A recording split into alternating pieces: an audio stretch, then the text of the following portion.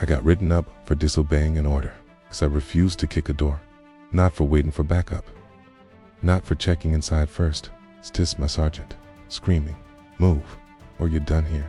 The crazy part, split-second decision is the only reason my entire squad walked out alive that night. In my unit, hesitation was weakness. Acting fast meant you were loyal. Being loud meant you were a leader. And if you stopped to think first, you were a problem, okay? We had this one guy everyone worshipped. Perfect scores, perfect attitude. His command basically used him as a walking billboard. Be more like him, they'd say. Me.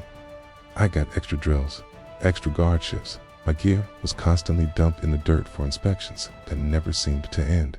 They never laid a hand on me, but they made sure I felt completely invisible. Then came the night operation. We rolled up to a building that was supposedly flagged as clear. My sergeant just pointed at the door and yelled, "Kick it." But something felt completely wrong. The windows were too dark. There was no movement, no sound. It was just too quiet. I said no. The world went silent. Every single head turned to look at me like I'd just committed a high crime. And then the updated intel crackled through our radios. Wrong target. The entrance was booby-trapped. If I'd have kicked that door, someone wasn't coming home. After that night, everything flipped. The same people who called me slow and hesitant started calling me smart.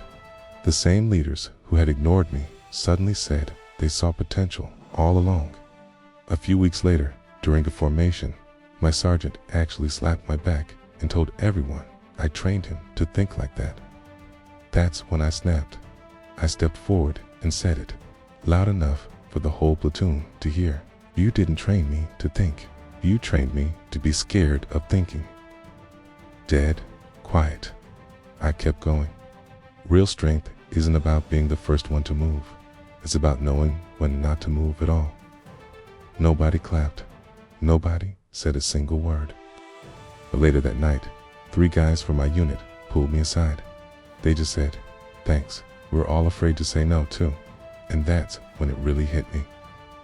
The military didn't just teach me how to follow orders. It taught me how to survive when everyone else is rushing to prove something they're not. Thanks for listening, and don't forget to subscribe for more stories.